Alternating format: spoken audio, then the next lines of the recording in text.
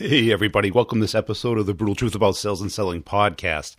This week, we're going to be talking about how to make a great presentation. And I think presentations have changed a lot over the last few years, that people aren't really willing to sit through long, boring, all about you and what you do presentations, that we have to come up with creative ways of keeping them engaged, communicating our value, how it's different, taking them through a journey of what they will get if they buy our product.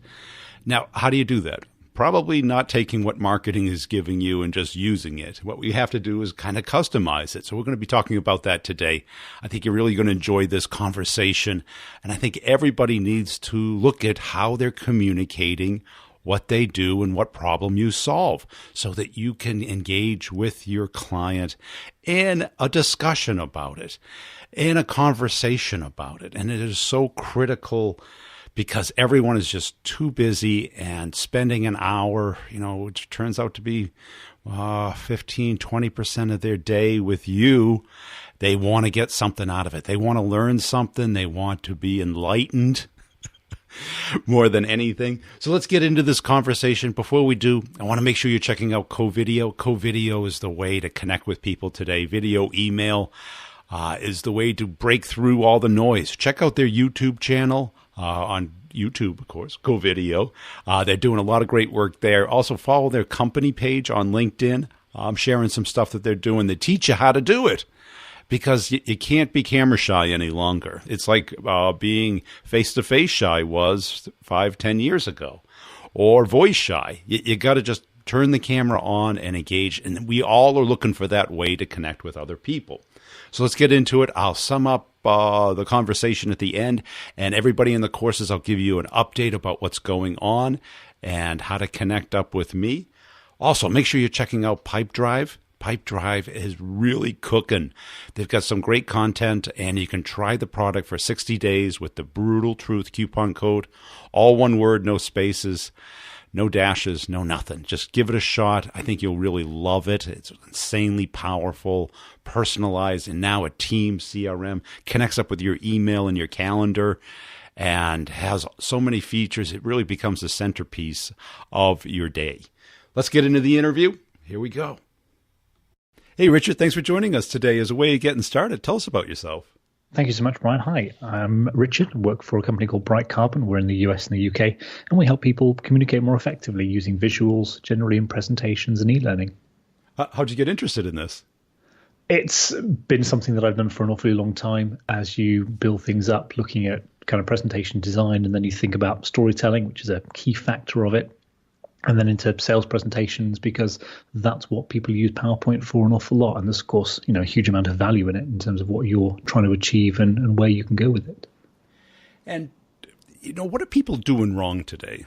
I'm sure you see a lot of wrong. Yeah, so much. Often when you talk to people about presentations and PowerPoint, they often think that the key thing that's wrong, the most obvious thing that's wrong, is that it's boring. It's text and bullet points. We've even got a name for it. You've heard, I'm sure, of death by PowerPoint, and it's because you've got terrible looking slides that have all the text in the world on them. There's just nothing that's appealing. And that's a very obvious and very clear thing that's wrong with a lot of presentations. But what I think a lot of people don't realize is that the other side of things that are wrong with presentations is the story. So you find oftentimes that people will be pitching up to a prospect or to a client saying, hey, let me give you a presentation. Here's everything about me that I think is important. To you. And, you have a typical 30-slide deck, and it's only in the very final slide that anyone says, oh, and by the way, in summary, the benefits to you are, and then inevitably list a lot of features anyway. So I think that the story and the things that people are saying in presentations is often the worst thing that they're doing. In fact, there's a very interesting guy called Christoph Ecker in Germany, does a lot of research into communication and presentations, not specifically sales, but he found that actually if you just get rid of the slides completely and talk to someone, you're probably going to have a bigger impact than the text and bullet point slides. And so if you spend more of your time just thinking about the story and not even bother with slides at all, that's going to be a huge improvement. Although actually there's an awful lot of research as well that looks at if you can use more visual slides, which is what we help to do at Bright Carbon, then you can not only get a persuasive story across, but also do it in a compelling way so that people will remember it and actually then take action on it. And so it's those two things combined that you really want to achieve: story and then visual ways of communicating it. Yeah, because I remember being a rep, and you'd always start at a new company, and they'd give you anywhere from 30 to 90 slides. And the training was you going through those slides so you knew the stuff. And it was always, this is who we are and what we do. Yeah. The problem is, unless the person has the need already built up, they don't care. Yeah, exactly. Yeah, precisely. There's an awful lot of look into this. I'm sure that everyone is familiar with the Challenger sale, which is a really neat way of looking at it. But there's some very interesting research from Forrester that looked at senior buyers and said that, I think it was 1 in 5 said that they felt that salespeople actually understood what it is they wanted and could have a sensible conversation with them. And for the rest of the time, it's just, you don't really kind of get what I'm interested in here. And it's not about me. And do you find your clients get overwhelmed? I don't know how to tell a story. Is that what you hear? Or? Not necessarily. I think for the most part, it's usually, oh, well, everyone normally has that same corporate introduction that you mentioned. It's kind of, here's a list of facts and figures about the company, and here's a map of all of our locations, and here's the breakdown of the company, yeah. and here's the logos of every company we've ever talked to before. It's kind of, well, everyone does that, so why don't we just continue? The moment you point it out to them, it's one of those, kind of really obvious light bulb moments is, oh, yeah, I hate those when I'm in the audience for things. Let's just change it. And then it becomes very easy because you just say, well, why not think about your audience? Think about what they want. Think about what you want. Think about the journey that you're going to go on together. And then you start to think about other things as well that could contribute to the story, like, well, what's the competitive landscape and what are the environments that you're in? What is the decision process that the buyer needs to take? Are they kind of going to change what they're doing, or are they already decided that they're going to do something and it's just about who to choose and who to partner with? And so there are all of these kinds of questions that come in, and all of a sudden it very quickly flows. So as long as you have a thought process and a structure to go through, it's almost certainly the case that people are really happy with that. And I suspect all of you listening now would be very clear on what it is your audience would want, or you know who to ask or how to find out those kinds of things. Yeah, and what I really liked about your blog post was you covered 2 of the key things: the problem you solve, which a lot of people have a hard time articulating that, versus what they do. Mm-hmm. And no one cares. If you, in the what you do, all they care is who you are, what you do, and what does it cost. But unless you solve a problem, they're not going to buy anything. Yeah, absolutely. And that's one of the things that is often key. It's not really that you need to go into any great detail a lot of the time. Often your clients or your prospects will know the problems. And if they do, then just ignoring that problem isn't really that helpful, because just re-establishing and re-articulating the problems that they're facing is really useful for 2 reasons. One, it shows that you're on their side, that you understand what they're going through in that pain, so you can kind of link what you're doing, but also it provides context. So you're now saying, well, in the context of these problems, let's look at how to solve them. And so you give them a really good viewpoint of precisely what it is you're going to do for them. And of course, there are instances, particularly in the world of varying changes in technology, that your prospects, your audience won't understand some of the problems that are hitting them. And that can be super powerful. If you can come up with things that they didn't already know and really challenge them like that and point out some of the areas that they're ignorant of, in the nicest possible way, of course, you can then put them in a very powerful position, because now they are working with you in a great position to be able to solve it. They can become the hero of the story to solve a problem or head something off at the pass before it becomes a major challenge for the company or for their division or for them personally. And you run into that all the time, where they're thinking all they need is an aspirin versus an operation. Mm-hmm. And what you have to do is make them aware of what's going to happen if you keep masking this problem with an aspirin versus fixing it.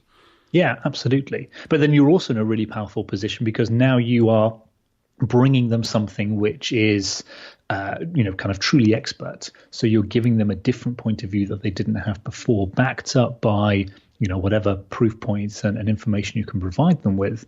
And so it might be that now you're in a position to be a real consultant to them, to say, well, you're taking aspirin. The most obvious solution is you're going to have major surgery. But actually, here's a third way, and you can still solve the problem. But now it's a keyhole surgery, or it's a non-invasive technique, or whatever that might be. And that's then where you can truly differentiate from the competition as well. So early on in the sales process, you're already ghosting your competitors to say, you know what, you kind of don't want to do that. It might seem obvious, but here's the reasons why not. And of course, that's what going to be what your major competitors are doing as well. So again, some very interesting ways that you can really control the conversation by focusing on, amazingly enough, your audience and what they care about. Yeah. And what is the journey you take your clients through? Do you typically get called in by marketing, or is it sales, or how does it originate? Yeah, I mean, it can be a variety of different things. So it really depends on how things are run in a company. And often we're working with both sales and marketing teams together, and the Marcoms folks as well. So often there's lots of different people involved. Sometimes if it's things like relatively simple product presentations, then it might be just a small team, and we'll be speaking with, the sales folks, the people that actually understand customers on the ground and kind of what's going on, anyone doing kind of a little bit of research in the area. But if it's going to be more of a broader overview for the company, then you're going to be thinking more in terms of the marketing folks, the Marcoms teams, some of the research bits as well, and sometimes other agencies that will do, customer research and market research for them too. What we really think about is, kind of what is the use case for it. So you'll see these kind of general company overviews, which might be used early stage in a sales process, because I think that the first time you meet someone, you're almost certainly going to be saying one thing, but then also, later on in a best and final pitch, for example, you're going to have quite a tactical team in there that may have been working on an opportunity for a while with a client. And so this is the last opportunity. And so the story you're going to tell and the way that you approach it is going to be different, and the people involved are going to be quite substantially different as well. And what is the typical slide difference between what you find when you arrive and what you leave with? Well, so that's then something else as well. So we mentioned that there were two things wrong with a lot of sales presentations. One is the story, and so we kind of talked a little bit about that and how you can try to build that up. But the next is then it's got to look professional. You spend a huge amount of time in most companies and money on the website and the branding and the styling and advertising and all those kinds of things. And then generally speaking, you've got a PowerPoint deck, which is a clandestine hodgepodge of all sorts of clip art and terrible bullet points and all these kinds of things, and slides from 1997 that work well and something that the boss did. And it's all over the place. I mean, that's a worst case scenario, but it's also relatively common. And even in companies where you've got a fairly good and strict brand, everything comes together. It's still, generally speaking, the salesperson that's put it together, not too long before the presentation, or at least added to it. So what we then try and do is, once we've established what the story is, you then think about, well, what's the best way to deliver this to people? So it's going to look impressive, but it's also going to clearly articulate the story and the messages that you've come across. So for that, we try to get rid of text, because generally speaking, text is going to be a very difficult way to communicate in a presentation. You don't want people just to read the slides, or worse yet, you don't want people to listen to you reading out the bullet point slides. So we try to go down the route of more visual content. And in some cases, that's removing all text entirely. You use visuals, diagrams, animations as well that explain and reinforce your messages. And you can split that out over a number of slides. So you've ultimately got more of a multimedia type experience going on. It's reasonably old now, but it's kind of well quoted in the presentation world, and some of you may have heard about it. But there was a report back from the 90s. McGraw-Hill kind of published this, saying that after 3 days after a presentation, if you give people just audio stuff, so you're just hearing them talk, or essentially text as well, written content would count in the same category there, then people are only going to remember about 10% of the information. If you're showing them just a visual, so a diagram, for example, you're going to get about double the recall rate, so about 20% of the information will be retained. But if you're going to combine that into a multimedia audio-visual type thing, which is combining true visuals on a slide with narration from the presenter, then you're going to get recall rates of around about 65%. And so if you think about that, if you can get people to remember 1 in 5 or even 1 in 10 of your key messages versus 2/3 of your key messages, and those key messages are appropriate, they are about your audience, they are the benefits that you'll help them to achieve, they're the things that differentiate you from all the other people that are competing with you, well, all of a sudden that can be incredibly powerful, because most people aren't going to make their decision in the room. There's some element of that, but they at least need to justify it, and they're going to be justifying it sometimes days or even weeks later. So getting people to remember those key reasons so that they can justify the decision to choose you is critical, and that's what's going to have a big impact in terms of your success with presentations. Yeah, because I can't remember ever remembering a bullet item from a presentation. You remember an image. And that image has to be kind of tied to an emotion and an outcome that they're looking for. Yeah. How about the use of analogies? I mean, those are great. You've got to make sure, now we're starting to get a little bit into some of the dynamics of actually presenting. So when you're starting to use analogies, I think it can work really nicely if you as a presenter are bought into it. So you can't with decks or stories or presentations that use these kinds of techniques just pitch up and try to emulate somebody else's story. So you've got to work with it. You've got to make it your own, or you've got to really buy into it and believe it so that you can make the connection between that analogy or that story and your audience. Because as a presenter, that's your job. It's to link these two things together. And so that can be very difficult. But if you're creating your own presentation, you're involved in the team that's developing it, then absolutely it's great, because it's a way to be able to take the audience out of the room in a way so that they can truly engage with it. They can see themselves in the story that you're telling them.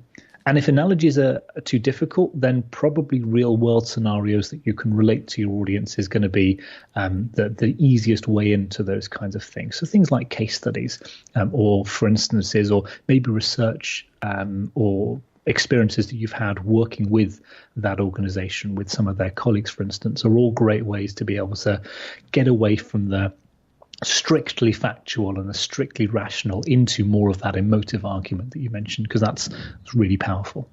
Yeah, because I've always found that you have to kind of start with what they already know. Mm-hmm. Otherwise, it's too abstract and there's no real basis to build off of. Yeah, and that's why that idea of going with a case study or something is a nice way into that, because it's, hey, look, here's a company that's, very similar to yours. They had this kind of problem. This was the setup that they had. You can now, as an audience member, see yourself in that story. You can see yourself in that situation. You've got an initial similar starting point. And then as the presenter, as the salesperson, you can take the audience through what you did with that customer in that other situation. And the implication is then, and we'll do the same thing for you. And you tell them, this is what we'd like to achieve with you. They were able to achieve a 50% increase in their revenue, or doubling profitability, or whatever the outcome is. And we want to apply that to you. And now let's bring it back specifically to you. This is what we think it would help you to achieve, and maybe some numbers or something concrete, if you've got them, that you can put in there to really hammer that point home. And how about as far as kind of differentiating yourself so that you don't get put into a commodity pile?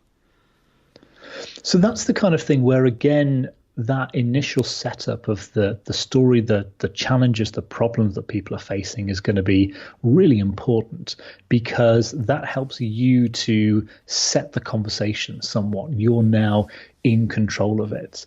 And so you can point out the kinds of things that are really problematic to people. I mean, there's a huge realm of different problems that people have, different issues that they face. But if you can identify, the top few, as far as your story goes anyway, that also happen to link to the things that differentiate you the most, that's a great way to be able to establish on the client's perspective or the audience's perspective what's really important, oh, and it just so happens that this is where we do differentiate. This is where we can have a conversation that isn't commoditized in that way. And so that initial setup, and, in a 20 or 30-minute presentation, we're only talking a couple of minutes here, but that initial setup is really important to set out that context. And how many things can people really leave with? You know what I'm saying about, like, what I call lockouts, things that you do that nobody else does.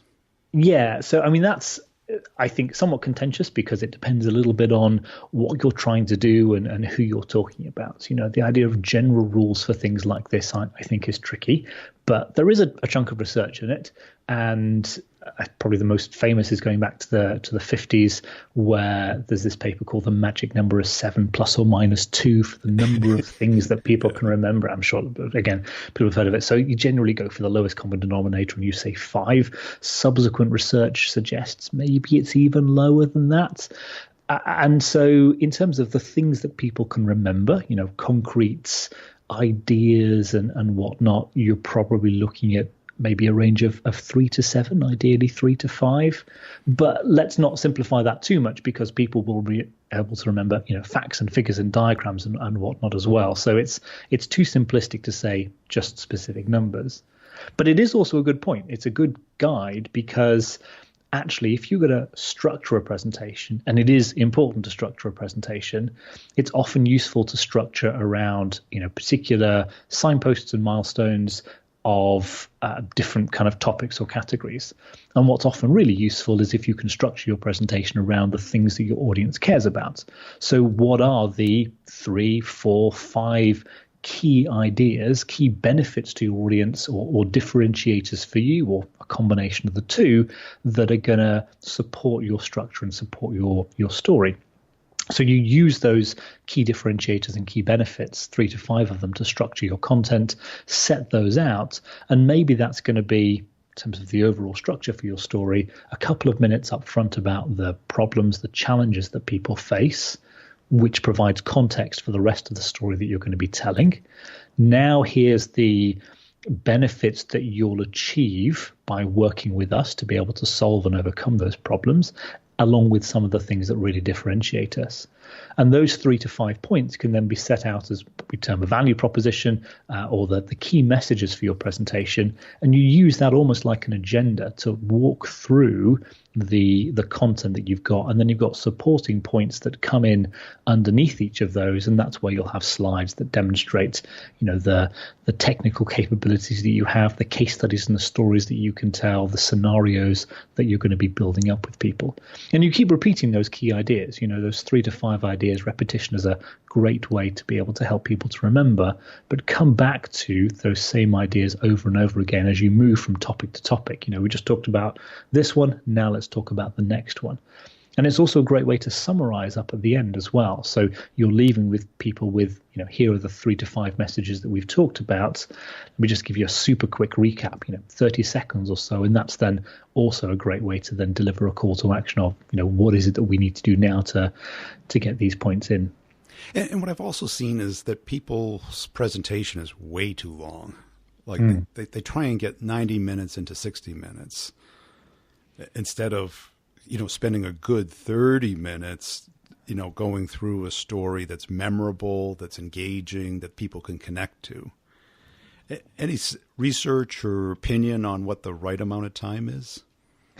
Not necessarily the right amount of time. I think you've got to be careful there, because the right amount of time is going to depend on what you're doing and the allotted time and your audience. If you are doing I hate to use an example here for something that's relatively simple, but a relatively simple presentation about, an unsmart printer, for instance. So you're just talking about having, LaserJet printers or something at a desktop. That's relatively simple. It's a product presentation. You probably don't need to spend very long on it. So it might be as short as, 10 minutes or something. Or if you're in a medical environment and you're in a doctor's office in the hospital or the hallway or something, you might only have 3 or 4 minutes. And so maybe only one topic there just on a particular point. But if you're doing a pitch to build an oil rig or a nuclear power station or something, that's probably going to go on for days. So again, I'm really hesitant to say that there is one hard and fast rule, but the one overarching thing that you should do is edit heavily so that you don't overdo it. So there's really interesting research done by a group led by someone called Weaver, who has found out that if you've got just a couple of these kind of key arguments, put those in, don't try to stretch for more. Because if you've got 3 to 5 statements about what you're doing that are really powerful, that's great. Any more than that makes it harder to remember, and also actually reduces the impact of your primary statements. So if you can only come up with 3, say, so the lower end of our range, and there's a fourth one that's kind of okay, but weaker than the others, don't be tempted to put it in just because you can. Say, we've got a really strong argument with 3. Let's do it. Let's give everyone back, 20 minutes of the allotted hour or something in the meeting, which everyone will love you for. And that'll be far more powerful than trying to shoehorn that fourth one in, which has a detrimental impact on the first 3. I mean, it's fascinating that kind of thing can happen, but that's kind of part of the perceived value and the psychology that we have when assessing information. And what's your feeling on making the presentation more engaging or more bidirectional, where it's more of a discussion similar to a whiteboard, but without having to draw on the whiteboard? Sure. So again, that's going to depend a little bit on the environment that you're in, but I think it can be terrific if you can do it. There are a couple of techniques that work really well when delivering a presentation to make it interactive, and you really should try. I mean, even if it's just we've got a regular standard PowerPoint here, make sure that there are the opportunities there for questions, particularly in stories and case studies and analogies that you're trying to pull out, to ask people how they see themselves in that situation. The single most useful function in PowerPoint is if you press the B key. Brian, do you know what happens if you press the B key in PowerPoint when you're in show mode? I don't know. No. It blanks the screen out. Oh. It turns the thing off. I mean, I'm coming from an agency and we produce presentations for people, and I'm happily telling you that the most powerful thing in PowerPoint is to turn it off, because what it does is it gets rid of that visual distraction for people and allows you to have a conversation, particularly if the conversation is not about content that you have on the slide. So just doing that, pressing the B key is very useful. And most presentation remotes and clickers have a little button on it that shuts the thing off for you. So that I think is really useful. But then you can take it further. So actually you talk about whiteboarding. Whiteboarding is a great technique. You don't necessarily need PowerPoint for a presentation. And there are lots of ideas and ways to whiteboard things out. Don't think that you can just wing it, though. You need to have very thoughtfully prepared what kinds of things you would draw out, because there's nothing worse than having someone trying to spend ages drawing out on a whiteboard. It needs to be super quick and really well rehearsed and very easy. But the tangible nature of the whiteboard means that actually it's quite engaging on its own, kind of seeing things built out as long as it's quick. But also, if you are going to have more of a discussion, then you can get your audience to come up and they can start to do it. So it can be a really interactive meeting like that. If the technology doesn't allow that, or the room setup doesn't allow that, in PowerPoint you've got a sort of way of doing it, because there is inking tools there. So you can actually take a mouse, or if you've got a touchscreen laptop, you can use a pen, and you can actually draw on your PowerPoint slides, and it will do the same kind of thing. And again, that's a really neat way to be able to build things out. So a nice way that we sometimes do is you have kind of part-made slides. So you've got most of the details and fiddly bits and stuff out the way, but some key pieces are missing. And that's then the opportunity to actually draw those out and sketch those out. Or it's the ability to be really flexible and responsive to your audience to give them cool things. Yeah. And then I find that to be super powerful, because then they can tell you about their world. Yeah, absolutely. And then the final kind of other bit is, you talked about kind of the linear kind of flow of a presentation, which again is typical. PowerPoint, you start at slide 1 and you finish on the final slide, but you don't need to. So you can jump around the deck. So we talked about having a value proposition as 3 to 5 benefits or advantages. Use that as an agenda or a structure, but you can have a single slide that has the same kind of points on, and then use hyperlinks within PowerPoint to be able to jump to different slides. So you can click on any element that's important. And we're going to get into the technicalities a bit, but there's also animation functions in PowerPoint. And normally, I'm sure you're all familiar, you just click and they fire, but you can actually get those animations to come up on what they call a trigger. So you only have the object appear, for example, or change or do something when you click on another object on the slide. And so now all of a sudden you can have a really fantastically complicated slide, but you only show portions of it to people, again, depending upon what they want.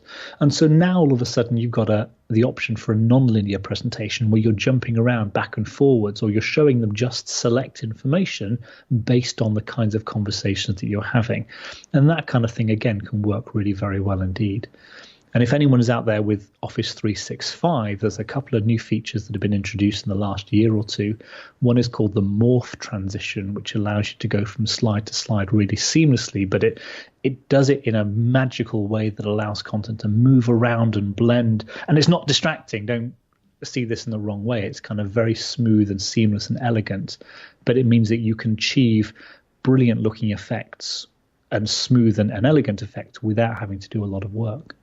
And then related to that, there's a thing called slide zoom, which is a little bit like creating an interactive menu combined with something like the Prezi transitions, where, again, you can now just seamlessly navigate around your entire deck in a way that doesn't induce motion sickness like you might expect if you've seen Prezis that overdo it. But again, it's just like a seamless viewpoint, and you're not then distracted about this being a PowerPoint deck or a slideshow or something. It's more very much a natural aid to your conversation in the same way that you might have if you were sketching out on a whiteboard or a piece of paper with someone, that kind of thing. And I got to believe in your space that the feedback you get the most often is it's just nice to have somebody from the outside help you communicate the point, that you're not an internal person nor a customer. Yeah, I mean, playing the devil's advocate on that point is good, because it's, you're fiercely proud of what you do. It's obviously really good and you're very invested in it. Sometimes it does take that outside person to say, really? I have no idea what you're talking about. Yeah. I mean, the easy game to try and play, if you want to try and do it yourselves, is play the so what game. It sounds very simple, but actually it can work very well. When you're a good example is developing the value proposition, the key messages, for instance. So you've got these 3 to 5 statements you're looking for. Do a brainstorming exercise where you're going to write down all the things that you think are super valuable to your audience, the real benefits that they're going to get from working with you.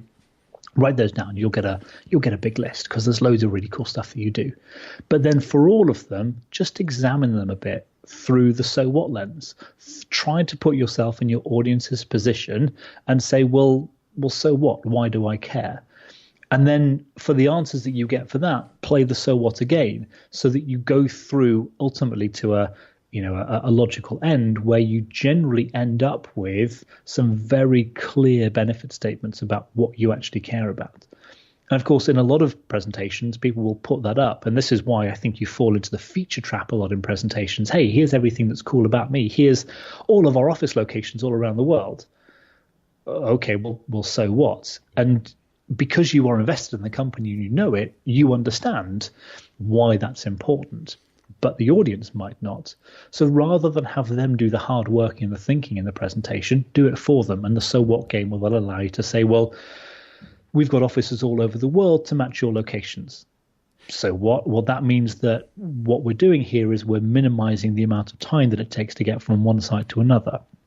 So what? Well, that means that if there's any kind of problem or issue, it can be resolved within 20 minutes or something, which means that you don't suffer any downtime, and so you've not got any inefficiencies or those kinds of things. And all of a sudden, it's now, oh, okay, I get it.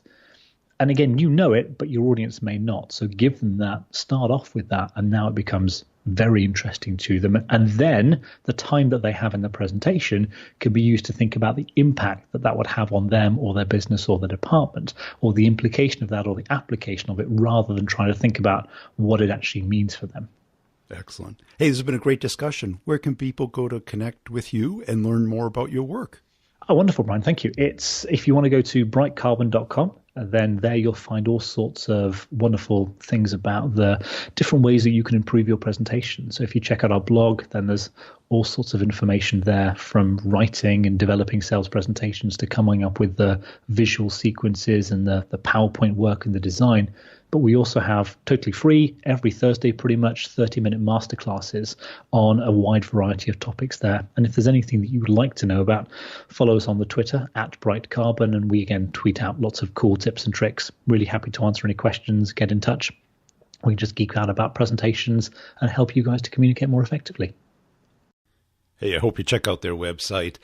Being able to communicate your value using slides as a visual, as a tool, but not the centerpiece of your presentation. It's the conversation. It's the story. It's the analogies. All of these things are really powerful, rhetorical questions. Many examples of the transformation that people will go through, eliciting the problem that you solve versus just who you are and what you do. Get rid of the pictures of your facilities, your locations, your logos. All of that stuff is really irrelevant, or minimize it to less than one slide, because people just hate it. And there is kind of a condition that people go through, and they call it death by PowerPoint. And it's really, as soon as you turn the lights down and the projector on, all of a sudden people naturally and conditioned to go to sleep. So what you have to do is really engage consistently. Ask them questions, align with what they say, eliminate any acronyms, understand that you're talking to people who don't really know you, don't understand really what you do, and everyone comes from a different background. And find 1 to 3 major points that you want them to leave with. And, as you give them, one of them is going to become the top one, the sole one, the thing that they care most about. And that's the one that you build around. And make sure you have a next step. The presentation is not the end. Too many managers out there are teaching people that it's, qualify, present, demo, quote, negotiate, close. The problem is that doesn't work. That's why I came up with Close the Complex Sale course, because I sold complex deals at 12 different startups. I was like the first guy in, and what would happen is just that. We'd have a great presentation, great demo, and everyone would be excited. And the deal would just slowly die. People would stop getting back to me. And a lot of people call this no decision. I don't care what you call it. I call it a waste of time because we don't get paid for it. Too many salespeople today are comfortable just with their base salary. But that's not sales. That's service. And the real money, the 250, the 500, the 750K a year sales reps, are the people who understand how companies buy. And those numbers may scare you. They should excite you. If you're scared of making money, then sales isn't the right thing for you. There's plenty of roles in service that are a lot less stressful than sales. No KPIs. So if you really want to take your game to the next level, if you really want to become good at selling, invest a year of your life. You spend 4 years in college. And this is just, I'd say 1 hour a week. The best people put 2 or 3 hours in. Schedule one-on-ones with me. It's all part of the course on how to get into the best accounts with start the conversation, get the meeting. All of this can be found at b2brevenue.com. Everything's in the show notes, right underneath the artwork there on your podcast player. Schedule a call. Let's talk it over. But please, self-qualify. At least listen to 3 to 5 episodes of the podcast. See if this is really the right thing for you, if this matches where you want to go. If you don't want to make that kind of money, don't worry. There's plenty of bad jobs out there. I want to show you how to get the best jobs, the fantastic jobs, the jobs that people really care about, and have a career growth where people are calling you to go get a better job. I mean, I used to get 3 to 5 calls a day with better job offers. So anytime my boss pissed me off, it would be like, okay. And you get, let's face it, in this job market today, you're moving every 2 to 4 years no matter what. Your choice, their choice. doesn't matter. And if you think of yourself as an employee, the game over. Okay. I remember I had interviewed a lot of salespeople, and I talked to them, and I go, well, tell me about your sales process. Well, well, I have these accounts, and they love me and everything. That's account management. I'm talking about selling. I'm talking about getting into new accounts, creating deals where deals didn't exist, keeping big deals moving, understanding where you are, what's going to happen, both on the good side and the bad, how to prevent the bad, and ensure that the good stuff happens. That's what I'm talking about. And I didn't have a mentor. Some of my managers were good, most weren't, and the other reps, if they knew what they were doing, they couldn't put it in words. You get the platitudes, the work harder, work smarter, call high, call low, call often. Put your heart into it. Don't get attached to it. And a lot of it was contradictory. And I didn't have another rep that I thought was fantastic that I could sit down and talk to. You'd get the bitching and moaning, water cooler kind of conversations, but that really wasn't enough. That I don't want to talk about what's wrong. I want to figure out how to sell. I don't want to be right. I want to be rich. And I tell that to reps who would argue about nit little things. I go, you want to be right or you want to be rich? I want to be rich, because when you're rich, it doesn't matter if you're right or not. You do whatever you want with your days.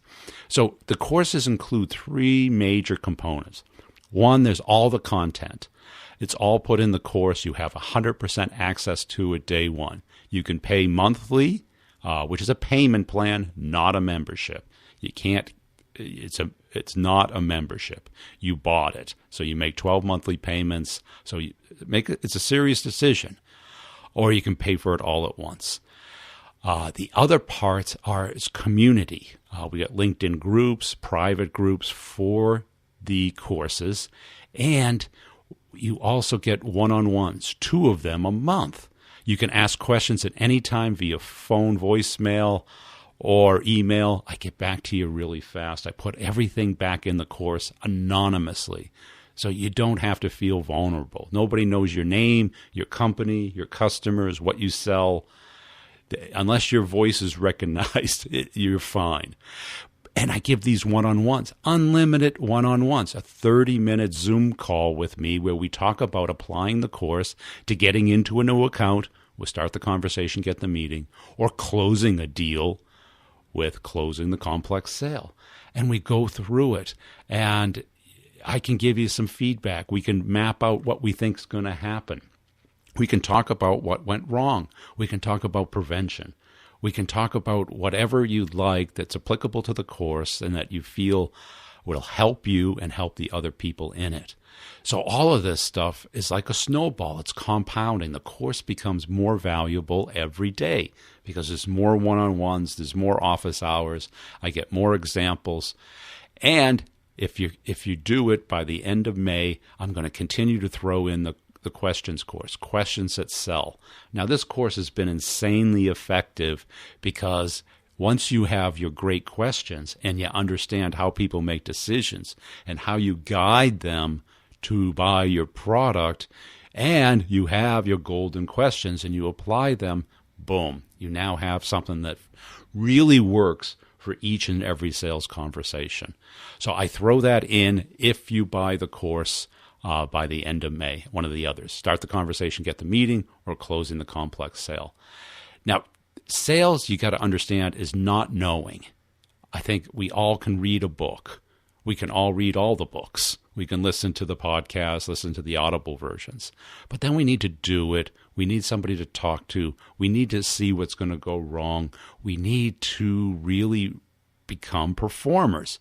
I've been doing this longer than most of you have been alive, and every day I'm learning, practicing, rehearsing, and becoming better. I love sales. It's been my profession. It took me from the bottom 5% of my high school class to being really well off and connecting with people, helping build companies. So it's not so much a cerebral thing or even a motivation thing. It's kind of the whole thing. And if you find that power of having control over your income, which is just the most freeing, independent feeling ever, you got to become better at sales. And the way to do it is to have a structure, have some mentorship, some coaching, have a community around you, and invest in yourself. If you're willing to do that, if you're open to doing that, I got to tell you, I've seen some people who you would be surprised are making $250,000, $500,000, $1 million a year in B2B sales. It's the best kept career secret there is out there. Nobody talks about it.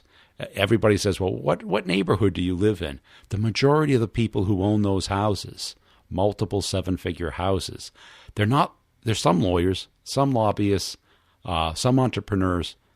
The highest percentage is B2B salespeople. It's crazy. It's crazy that people like us can make doctor and lawyer and entrepreneur money working for another company under 60 hours a week, doing stuff that doesn't involve a PhD, an advanced degree, or risking your life. This is the career opportunity for the people who want it, and I love it. So go to b2brevenue.com, and if you feel it's a match, schedule a time. We can talk it through. If you're ready to sign up, and just invest, 1 week, 1 hour a week in yourself to become better and understand the game that you're playing. It's not a treasure hunt. It's a treasure map, and I show you how to build that map. We'll see you next time. Hey, are you helping me out? Are you telling a friend about The Brutal Truth? Are you going to LinkedIn and liking and comment and sharing some of my content? I really appreciate the people who do. Support the podcast by doing that, even if you don't want to join the courses. I get it, no problem. But if you could just help me spread the word, I'd be eternally grateful for you. And we'll see you next time.